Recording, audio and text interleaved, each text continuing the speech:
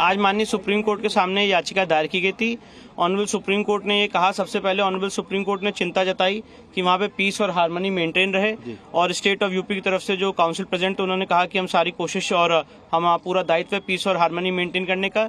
इसके बाद माननीय सुप्रीम कोर्ट ने जो मस्जिद कमेटी थी जिन्होंने SLP दायर की थी उनको कहा कि आप इस ऑर्डर को हाई कोर्ट में चैलेंज कर सकते हैं, और हाई कोर्ट में जाने का उनको एक लिबर्टी दी है।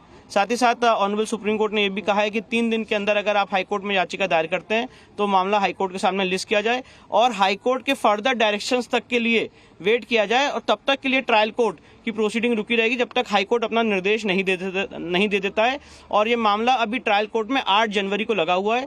साथ ही साथ ऑनरेबल सुप्रीम कोर्ट ने यह भी निर्देश दिया है कि जो एडवोकेट कमिश्नर महोदय हैं वो अपनी रिपोर्ट सील कवर में दाखिल करेंगे। तो इसका क्या मतलब निकाला जाए कि ट्रायल कोर्ट की प्रोसीडिंग पर एक तरह से स्टे हो गया है? नहीं, ट्रायल कोर्ट की प्रोसीडिंग का भी एक लिमिटेड स्टे है जब तक ऑनरेबल इलाहाबाद हाईकोर्ट ये अप्रोच नहीं करते हैं, और जब ऑनरेबल इलाहाबाद हाईकोर्ट अप्रोच करेंगे और मैटर ऑनरेबल हाईकोर्ट में लिस्ट हो जाएगा तो ऑनरेबल इलाहाबाद हाईकोर्ट डिसाइड करेगी कि ट्रायल कोर्ट की प्रोसीडिंग स्टे रहनी कि नहीं रहनी है।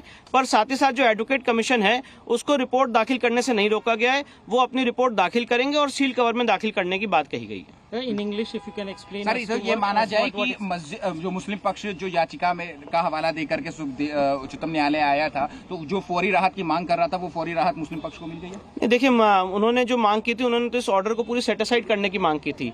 19 नवंबर 2024 के ऑर्डर को सेटिसाइड करने की मांग की थी, तो सुप्रीम कोर्ट ने उसको अभी एंटरटेन नहीं किया। उन्होंने कहा कि आप ये सारी बातें हाई कोर्ट में चैलेंज कर सकते हैं बाय वे ऑफ रिवीजन, या जो भी आपको लिबर्टी लॉ में प्रोवाइडेड है, और हाई कोर्ट फिर डिसाइड करेगा इस मामले में आगे कैसे प्रोसीड करना। इंग्लिश में एक बार explain. Yes, today the matter was listed before the honourable Supreme Court pertaining to the Sambhal issue.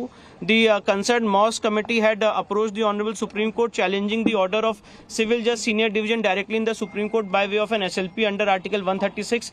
The honourable Supreme Court after hearing both the sides has passed an order directing the Masjid committee to approach the High Court and challenge the order of the Civil Judge Senior Division before the High Court. The Honorable Supreme Court has also directed the Advocate Commissioner to file his report in sealed cover.